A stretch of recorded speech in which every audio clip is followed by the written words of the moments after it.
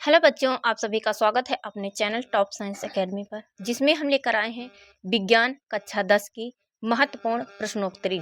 Topic है उत्सर्जन, जो कि परीक्षा में बार बार पूछे जाते हैं। तो चलिए देखते हैं प्रश्न वन है, वह जैव पराक्रम जिसके द्वारा हानिकारक पदार्थों का निष्कासन शरीर से होता है वह है ए जनन, बी उत्सर्जन, सी पाचन या फिर डी है परिसंचरण। प्रश्न वन कह रहा है कि वह जैव पराक्रम जिसके द्वारा हानिकारक पदार्थों का निष्कासन शरीर से होता है वह क्या है। तो इसका सही आंसर है बी उत्सर्जन। चलिए बढ़ते हैं अगले प्रश्न की तरफ। अगला प्रश्न है प्रश्न टू है कि डैश में नाइट्रोजनी अपशिष्ट का उत्सर्जन नाइट्रोजनी गोलिकाओं के रूप में किया जाता है।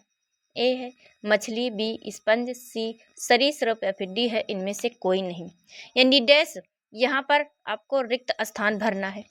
डैश में नाइट्रोजनी अपशिष्ट का उत्सर्जन नाइट्रोजनी गोलिकाओं के रूप में किया जाता है। इसका सही आंसर है सी सरीसृप। यहाँ यानी कि सरीसृप यहाँ पर लिखा जाएगा सरीसृप।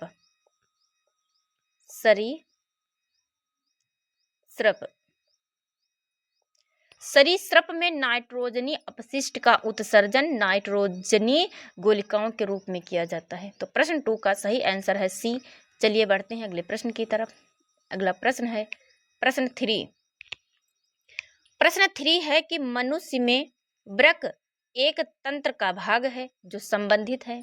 इससे 2 प्रश्न बनते हैं अथवा करके, यानी मनुष्य में वृक्क किस तंत्र से संबंधित है। मनुष्य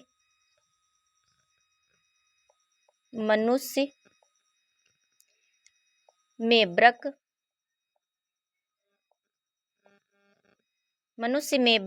किस तंत्र से संबंधित है। किस तंत्र से संबंधित है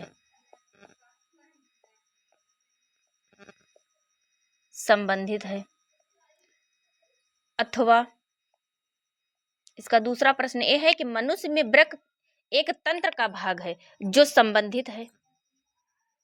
ए पोषण, बी श्वसन, सी उत्सर्जन या फिर डी है परिवहन। तो प्रश्न 3 का सही आंसर है सी उत्सर्जन। चलिए बढ़ते हैं अगले प्रश्न की तरफ। अगला प्रश्न है प्रश्न 4। प्रश्न 4 है कि वृक्कों का कार्य होता है ए श्वसन, बी प्रजनन, सी उत्सर्जन या फिर डी है पाचन। तो वृक्कों का कार्य होता है, इसका सही आंसर उत्सर्जन। क्या है? तो उत्सर्जन है। चलिए बढ़ते हैं अगले प्रश्न की तरफ। अगला प्रश्न है प्रश्न 5। प्रश्न 5 है कि मनुष्य में मुख्य उत्सर्जी अंग क्या है। यानी मनुष्य में मुख्य उत्सर्जी अंग क्या है। ए वृक्क, बी फेफड़े, सी त्वचा या फिर डी यकृत। प्रश्न 5 अथवा इसे एक और प्रश्न बनता है कि मनुष्य में निम्न में से कौन उत्सर्जन तंत्र से संबंधित है। यानी मनुष्य में कौन उत्सर्जन तंत्र से संबंधित है। तो प्रश्न 5 का सही आंसर है ए वृक्क। क्या है? तो ए वृक्क। बढ़ते हैं अगले प्रश्न की तरफ। अगला प्रश्न है प्रश्न 6। प्रश्न 6 है कि मनुष्य का प्रमुख उत्सर्जी उत्पाद क्या है। मनुष्य का प्रमुख उत्सर्जी उत्पाद क्या है। A ammonia, B urea, C uric अम्ल या फिर डी है अमीनो अम्ल। तो मनुष्य का प्रमुख उत्सर्जी उत्पाद होता है।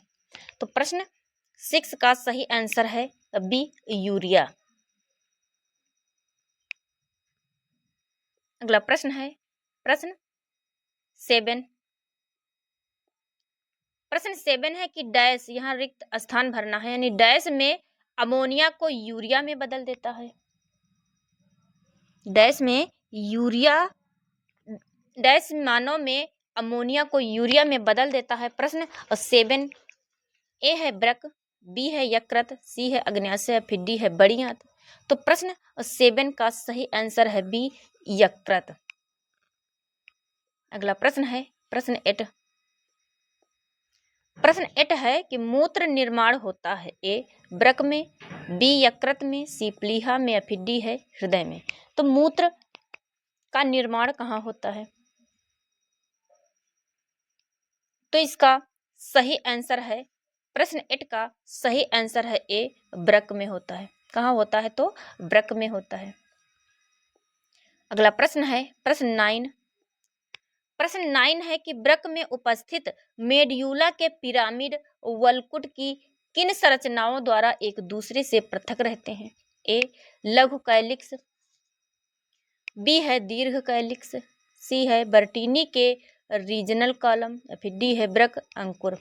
तो प्रश्न 9 का सही आंसर, प्रश्न 9 का सही आंसर है सी बर्टीनी के रीजनल कॉलम।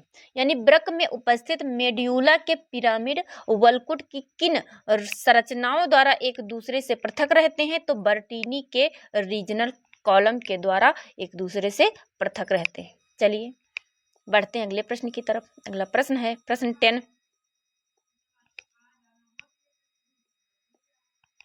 प्रश्न 10 है कि गुर्दे की इकाई जो उत्सर्जन की प्रक्रिया में भाग लेती है यानी गुर्दे की इकाई जो उत्सर्जन की प्रक्रिया में भाग लेती है वह है ए तंत्रिका न्यूट्रॉन, बी है वृक्काणु नेफ्रॉन, सी है साइटॉन, या फिर डी है म्यूटॉन। प्रश्न 10 का सही आंसर है बी वृक्काणु नेफ्रॉन।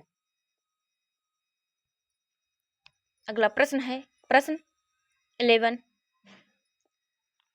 प्रश्न 11 है, हम NCERT पर आधारित प्रश्नों को लेकर आए हैं जो कि परीक्षा में बार बार पूछे जाते हैं। प्रश्न 11 है कि निम्नलिखित में से कौन मानव में उत्सर्जन तंत्र का भाग नहीं है? यानी कौन मानव में उत्सर्जन तंत्र का भाग नहीं है? ए ब्रक, बी है वृक्काणु, सी बोमेन संपुट, या फिर डी है न्यूरॉन। प्रश्न 11, प्रश्न 11 का सही आंसर है डी न्यूरॉन। यानी न्यूरॉन मानव में उत्सर्जन तंत्र का भाग नहीं है, जबकि वृक्काणु बोमेन संपुट ए मानव में उत्सर्जन तंत्र के भाग हैं। अगला प्रश्न है प्रश्न 12। प्रश्न 12 है कि वृक्क बना होता है, यानी वृक्क बना होता है ए मूत्र वाहिनियों से, बी है मैलपीघियन नलिकाओं से, सी है नेफ्रॉन से, या फिर डी है शुक्रजनक नलिकाओं से। तो प्रश्न 12 का सही आंसर, यानी वृक्क बना होता है, वृक्क किससे बना होता है? तो वृक्क बना होता है नेफ्रॉन से। प्रश्न 12 का सही आंसर है सी नेफ्रॉन से। अगला प्रश्न है प्रश्न 13। प्रश्न 13 है कि बोमेन संपुट किसका भाग है? यानी बोमेन संपुट किसका भाग है? ए यकृत वाहिनी का, बी सभी उत्सर्जन नलिकाओं का, सी ब्रक नलिका का, या फिर डी है सभी शुक्रजनक नलिकाओं का। तो प्रश्न 13 का सही आंसर, प्रश्न 13 का सही आंसर है सी ब्रक नलिकाओं का। अगला प्रश्न है प्रश्न 14। तो प्रश्न 14 है केशिका गुच्छ किसमें पाया जाता है? ए यकृत में, बी रुधिर में, सी अमाशय में, या फिर डी है बोमेन संपुट में। प्रश्न 14 का सही आंसर, यानी केशिका गुच्छ किसमें पाया जाता है? इसका सही आंसर है डी बोमेन संपुट में। बोमेन संपुट में केशिका गुच्छ पाया जाता है। अगला प्रश्न है प्रश्न 15। प्रश्न 15 है कि निम्न में से कौन सा पद मूत्र निर्माण का भाग है? ए परानिस्यंदन,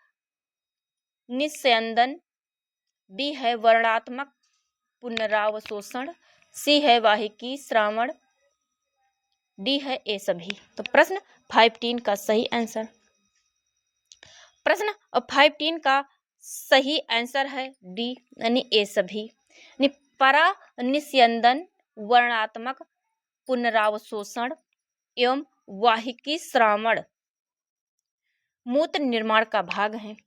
चलिए, तो आज की हमारी क्लास यहीं तक। उम्मीद है आप लोगों को हमारे इस महत्वपूर्ण प्रश्नों की सीरीज जो हम चला रहे हैं आप लोगों को पसंद आएगी। चैनल पर पहली बार आए हैं तो चैनल को सब्सक्राइब करिए, वीडियो को लाइक करिए और ज़्यादा से ज़्यादा शेयर करिए। हफ्ते में 3 दिन विज्ञान की प्रश्नोत्तरी और 3 दिन हिंदी लेकर आएंगे। Thank you.